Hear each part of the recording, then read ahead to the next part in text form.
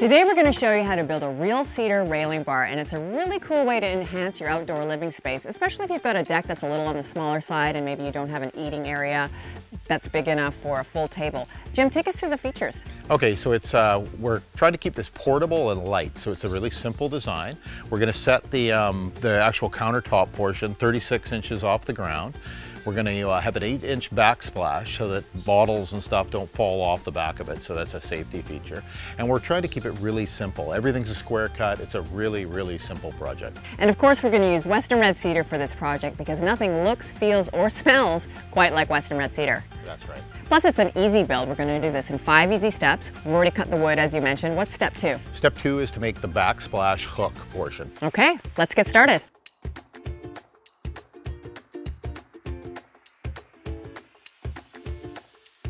Now for this project, we're using a beautiful knotty grade of Western Red Cedar, which is really going to add a lot of warmth and texture to the project. Plus, it's cost effective. Now for dimensions, what are we doing, Jim? We've got one 2x8, a couple 2x4s, but the majority of this project is 2x6. We love 2x6 cedar. We use it a lot for our exterior projects because it just scales well for that sort of project. We use tons and tons of it for decks. It's really our go-to. And also, Western Red Cedar is naturally resistant to rot, decay, and insects, making it ideal for all your outdoor projects. So how do we do this? Well, cedar's beautiful, so I don't want to see a bunch of screw holes on this project. It's just that kind of project. So we're going to take this a step further, and you're going to see me drilling a bunch of 1/2-inch holes in all this wood. And essentially, it's a pre-drill for the screw.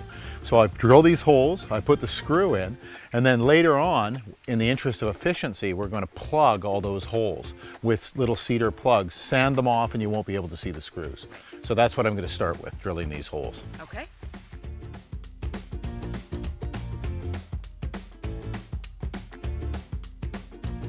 Okay, so here we go. Our 2x8, the top, our 2x6, selected for a nice face. That's the front of the backsplash. And then that's the back hook, the 2x4. In the interest of making this easy, we're gonna use this piece of 2x6 to kind of support the 2x8 while we get it attached to the front. Okay. We do want some glue here. So we're gonna put some little bit of glue on here. Yep, just do it once. For the front one. The other one, again, is just false work, so it just sits there. So we want to take this up. We want to put this on. And you want a 1/2-inch reveal over the front. So you kind of set it up like that. It's pretty good. Want it to be flush on the end. And then we want that 1/2-inch reveal on the front.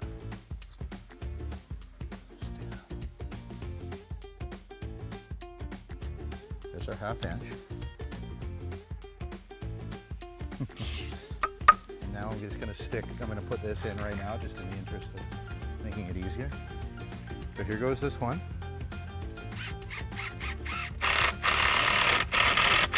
And again, our 1/2-inch holes kind of pilot for these screws, which is kind of just an added bonus. And we go down here. Oh, we're pretty close. Can you hold that? Kind of push down on it a bit. Okay. That's perfect right there.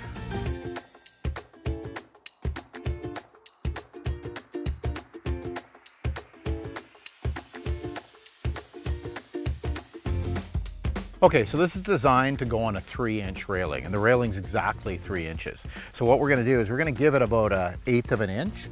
We're also not going to glue this piece, just in case we had to adjust it for, say, another railing system, or you wanted to take it to a buddy's place or something. So we're gonna do that, 3 1/8. 3 1/8. And an 1/8 isn't a lot of slop in a situation like this. It just gives you a bit of wiggle room. Okay. So then we're gonna go like this. Take this. Put that on, flush up with the end again.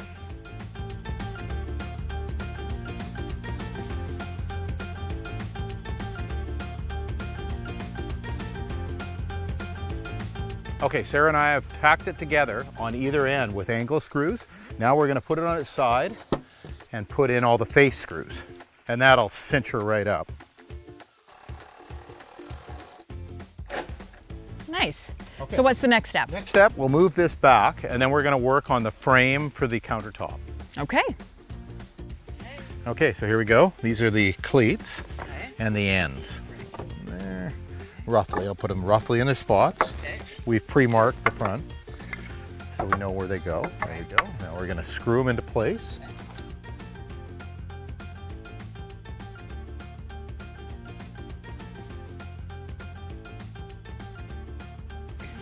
Okay, so now I'm gonna, this front face, which is gonna be visible, I'm gonna screw it to these blocks. We're gonna go back to using glue, and I'll get right on that. And for more detailed instructions, you can go to realcedar.com for free downloadable building plans.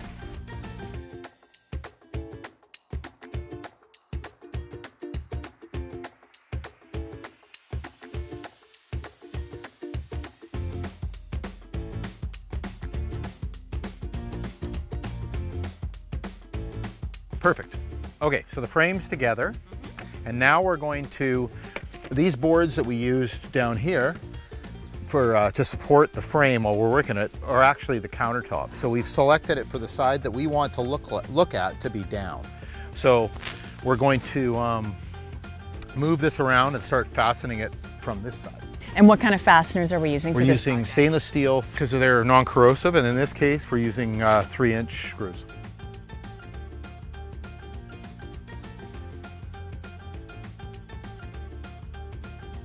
So we've attached the front board of the top.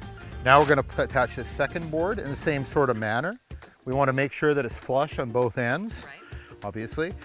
We also want to, we're going to use this nail to keep it about 1/8 apart.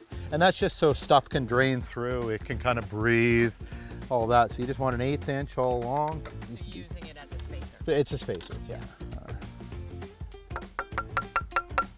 Good. How are you? Pretty flush?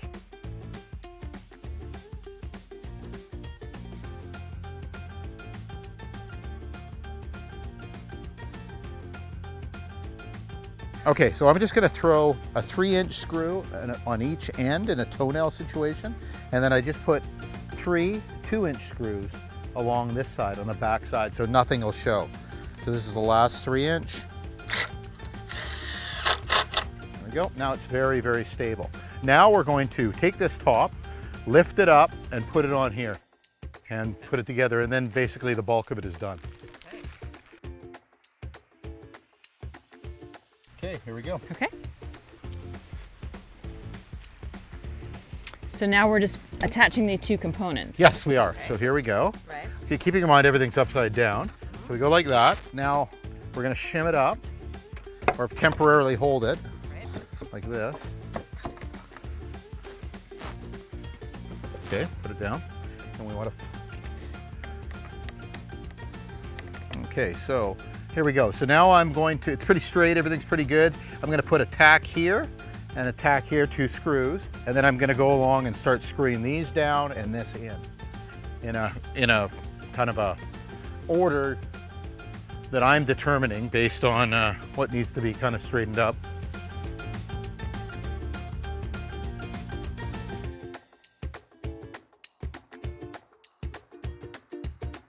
Okay.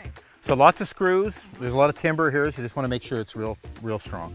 So now we're gonna turn this over and have a look at the other side.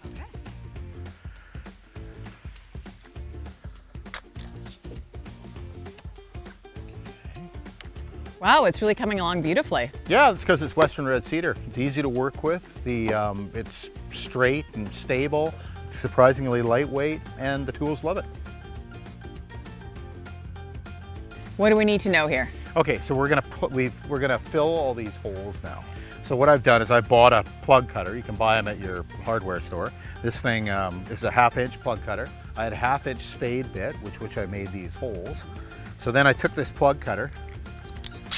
First, I found the end cut of this piece of wood so that the color would match, which is this, and the more pinky tone. You got it, and the end cut of the front, It's a nice warm, which is honey that. tone. Yes, and then I do this.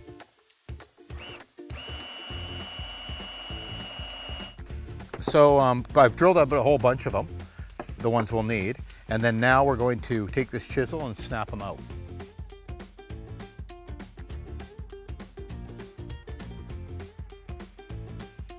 Okay, here's the plug that we've harvested.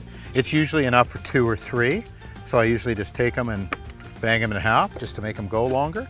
I'm gonna keep them separated as per the color because of the different tonal range, and then we're gonna put them in. That's our next step. So next step, just get some glue.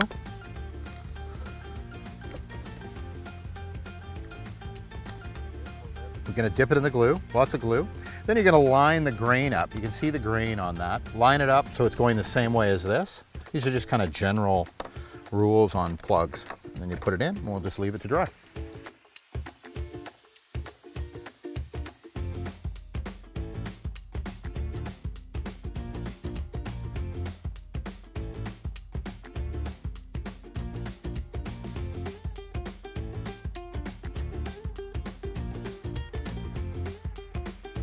Okay, last thing to do before it goes off the site to be installed is to take care of these plugs. So we've let them dry for about 20 minutes. Number of ways to deal with these. There's kind of easy carpenter ways if you have a belt sander handy. There's the kind of the old school way where we would pare this down.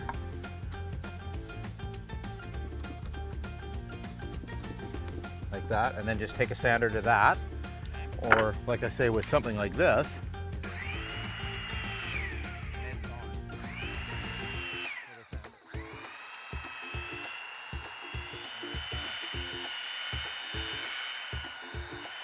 we just work our way along doing that.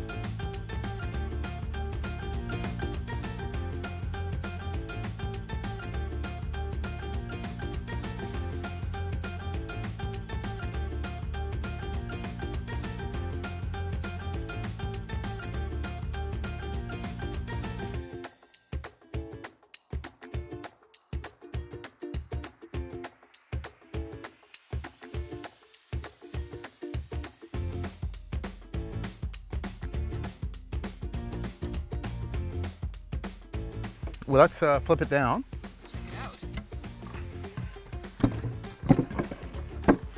Ah, looks great.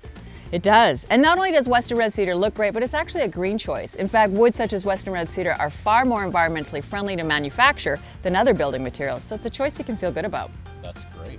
So let's get these legs on and install this. Okay.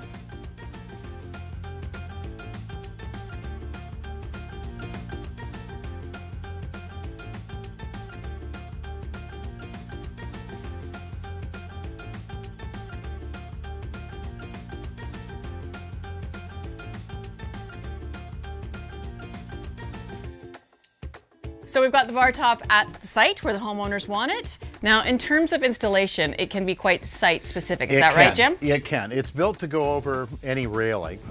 It's adaptable for that. We designed it to go over this particular top rail, but what we didn't anticipate when we were back in the shop is that this railing is out of level, so it's following the deck. Right. That's a pretty common application too. You're going to find that. So what we're going to do, the first thing we're going to do is shim this level, because it's just a better situation if it's level. So there you see it's out. You see I cut a shim before. Right.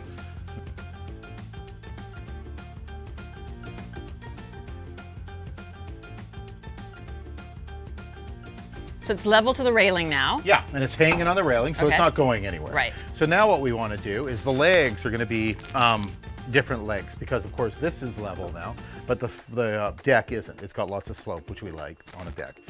So what we're going to do, we're going to take this like that. We're going to lift this up to level, and then we take a measurement here down to the deck. Yeah. We've already done it, so I'll show you what's going to happen. Both sides. We've done it on both sides, exactly. So now we have the legs sitting here, measured specifically to, and they, one's an inch longer than the other one because of the slope of the deck. And these are quite thick legs. They're quite thick legs because here we're dealing with these clients are going to use it for sure a lot. There's a big wind factor here. They lose barbecues off the deck and everything. So we just want to make sure that everything's really solid. Right. And also the railing is a fairly light duty railing, light duty residential railing. So, you know, we want to make sure that a lot of the weight is just going down through these legs.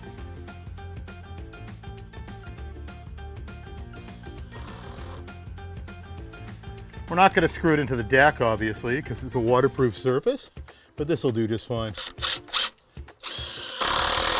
Go. Okay, so on to the next one. Okay, so this, because we're against a post here, it's a, you know, it's its own site. So we've cut a first post to go in here, just to kind of hold our other post off. Right. It'll become clear once we put it in. So that's the little post, and it's sitting on this skirt right here.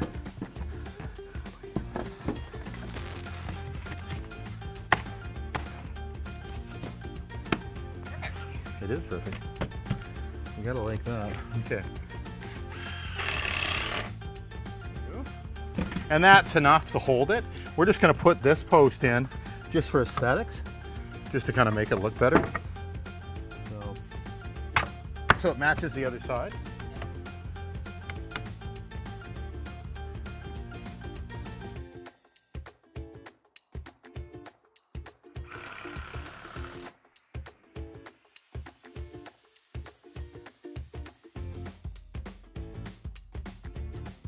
Oh my God, Jim, it looks amazing. Oh, that it does. Beautiful. Care to sidle up to the bar with me Yeah, here? there we go. Beautiful. Lovely. Oh, the homeowners are gonna love this bar. How perfect is it? Perfect.